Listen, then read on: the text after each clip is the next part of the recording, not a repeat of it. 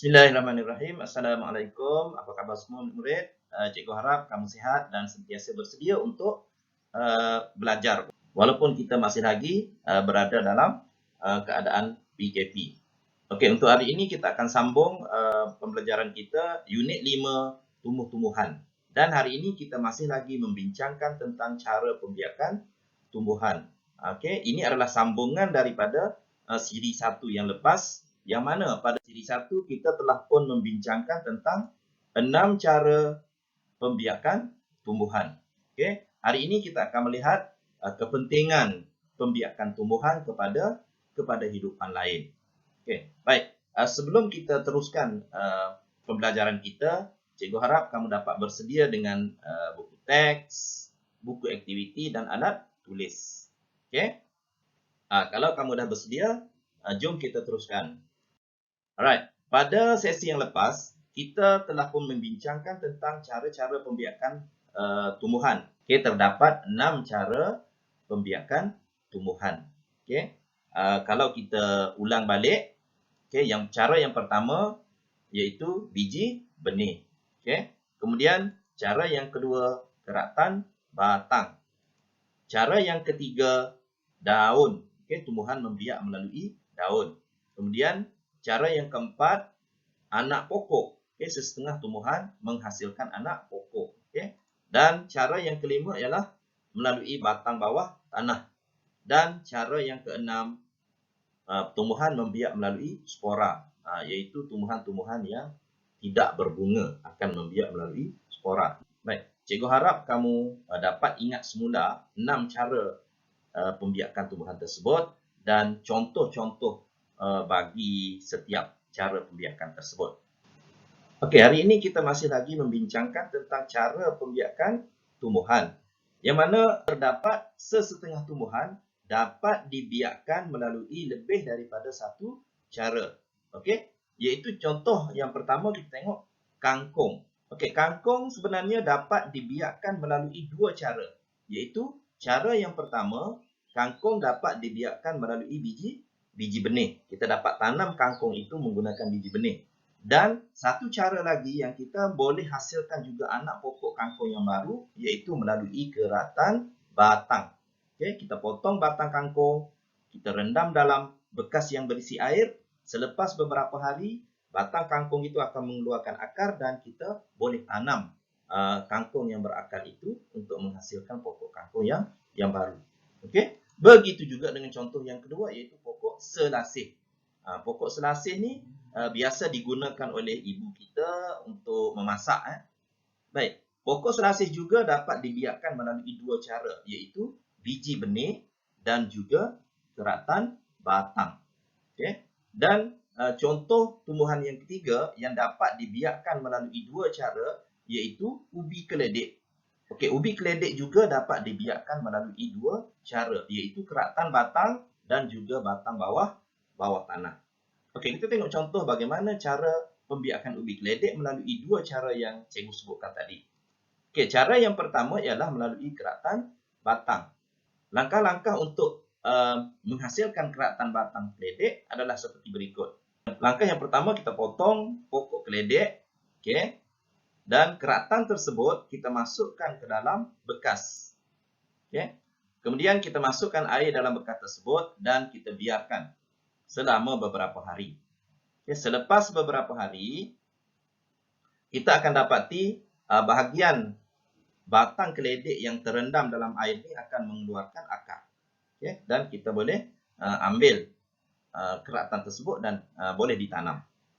Okay, baik. Cara yang kedua untuk membiakkan pokok keledek ialah batang bawah tanah. Okay, caranya ialah kita ambil ubi keledek tersebut, kemudian kita potong kepada beberapa bahagian, okay, dan kita letakkan potongan-potongan tersebut di dalam bekas yang berisi tanah. Selepas beberapa hari, tunas-tunas yang baru akan tumbuh melalui keratan ubi tersebut. Okay, itu adalah dua cara pembiakan pokok keledek, iaitu melalui keratan batang dan juga melalui batang bawah tanah. Okay, jadi selain daripada 6 cara pembiakan tumbuhan yang terdapat juga beberapa jenis tumbuhan yang dapat dibiakkan melalui lebih daripada satu cara. Okey, cikgu harap kamu faham ya. Okey, untuk pengetahuan murid-murid, ahli-ahli sains, para penyelidik sentiasa mengkaji tentang pembiakan tumbuhan ini. Okey, selaras dengan perkembangan teknologi moden yang berlaku sekarang, ahli-ahli sains sentiasa mengkaji bagaimana pembiakan tumbuhan ini dapat dilakukan dengan lebih cepat, okay, dapat menghasilkan bilangan anak pokok yang dihasilkan lebih banyak, kemudian dapat mengekalkan baka yang dapat menghasilkan buah yang banyak, bunga yang cantik, baka yang dapat melawan beberapa jenis penyakit dan sebagainya. Jadi hasil daripada kajian tersebut, ahli-ahli sains telah menemui beberapa cara. Iaitu cara yang pertama ialah cara pembiakan tumbuhan melalui kultur tisu. Okay? Melalui kaedah ini, ahli-ahli sains mengambil sebahagian daripada tisu pokok, kemudian dimasukkan ke dalam medium yang mempunyai nutrien, dan contoh tumbuhan yang biasa dibiakkan menggunakan kaedah kultur tisu ni ialah pokok pisang dan juga orkid. Okay? Baik. Kemudian satu lagi cara pembiakan tumbuhan yang kita boleh lakukan selain daripada 6 cara yang kita bincangkan sebelum ini ialah tut. Okey, tut biasanya boleh dilakukan pada pokok yang sudah besar. Okey, caranya ialah kita dapatkan satu dahan pokok yang lebih kurang sebesar jari, kemudian kita kikis bahagian kulit luarnya, dan kita tutup menggunakan tanah yang lembap dan kita balut menggunakan plastik. Okay, selepas beberapa hari, kita akan dapati bahagian yang kita kikis kulitnya tadi akan mengeluarkan akar. Apabila bahagian yang kita bungkus tadi mengeluarkan akar, kita bolehlah potong ranting tersebut dan kita tanam sebagai satu pokok yang baru. Itu adalah perkembangan teknologi dalam bidang pembiakan tumbuhan. Selain daripada 6 cara yang kita bincangkan pada awalnya. Okay. Apabila kita bincangkan tentang pembiakan tumbuhan, sudah semestinya kita akan tertanya-tanya apa kepentingan tumbuhan kepada benda-benda hidup. Okey, cuba kita tengok situasi yang pertama. Okey, burung ni memberitahu rakan-rakannya, kita beruntung kerana tumbuh-tumbuhan di sini sentiasa berbuah. Okey, dan bolehlah kita makan buah tersebut. Dapat tak kamu sebutkan apa kepentingan tumbuhan kepada hidupan ini? Ya, okey. Tumbuhan membekalkan makanan kepada hidupan lain. Okey, buah-buahan dapat dimakan oleh burung, rumput dapat dimakan oleh kambing, lembu dan sebagainya. Jadi kalau tidak ada tumbuhan, maka haiwan-haiwan ini akan mati kelaparan, tidak ada makanan. Okey, jadi kepentingan tumbuhan yang pertama ialah membekalkan sumber makanan kepada hidupan lain. Okey, baik. Kita cuba tengok situasi yang kedua. Tengok monyet ni, apa jadi pada kumpulan monyet ini apabila semua pokok ditebang? Ya, monyet ini akan kehilangan tempat tinggal. Okay? Jadi, daripada situasi ini, dapat tak kamu teka? Apakah kepentingan tumbuhan kepada hidupan lain?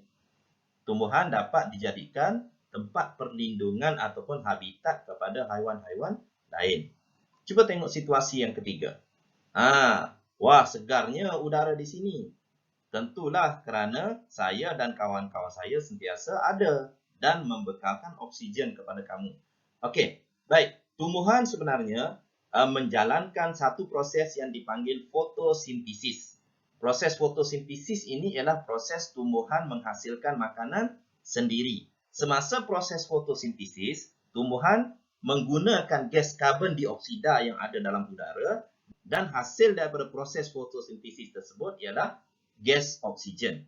Jadi, apabila tumbuhan menjalankan proses fotosintesis, tumbuhan akan menyerap semua gas karbon dioksida yang ada dalam udara dan menggantikan dengan gas oksigen. Dan gas oksigen ini dapat kita gunakan untuk bernafas. Okay? Kepentingan tumbuhan kepada benda-benda hidup lain. Yang keempat ialah kita dapat gunakan kayu-kayu daripada tumbuhan tersebut untuk menghasilkan perabot.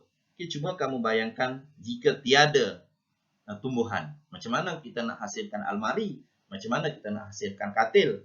Okay? Jadi, sudah tentunya sukar untuk kita nak mendapatkan bahan-bahan untuk menghasilkan perabot kita. Jadi, sangat penting tumbuhan ini, okay, kerana dia membekalkan sumber kayu kepada kita untuk kita hasilkan perabot. Okay. Baik, jom kita ingat semula apa yang telah kita belajar pada sesi ini. Okay, yang pertama, okay, tumbuh-tumbuhan membiak melalui 6 cara, iaitu biji benih, keratan batang, daun, batang bawah tanah, anak pokok, dan spora. Okay. Kemudian yang kedua, kepentingan tumbuhan kepada benda-benda hidup yang lain. Kenapa pentingnya tumbuhan kepada benda hidup yang lain? Okay, yang pertama, tumbuhan dapat membekalkan sumber makanan kepada hidupan lain. Tumbuhan dapat menjadi habitat ataupun tempat perlindungan kepada haiwan lain. Yang ketiga, tumbuhan membekalkan oksigen untuk bernafas kepada hidupan lain, dan juga tumbuhan membekalkan sumber kayu kepada manusia untuk menghasilkan perabot dan sebagainya. Okey, kemudian kita juga telah bincangkan terdapat beberapa jenis tumbuhan yang membiak melalui 2 cara, okey, iaitu kangkung, selasih dan juga ubi keledek. Kemudian yang terakhir sekali, kita juga telah bincangkan berkenaan dengan teknologi-teknologi moden untuk membiakkan tumbuhan, okey, iaitu kultur tisu dan juga tut. Jadi, hasil daripada perbincangan kita tadi, cikgu harap kamu dapat faham berkenaan dengan proses pembiakan tumbuhan dan juga kepentingan-kepentingan tumbuhan kepada hidupan yang lain.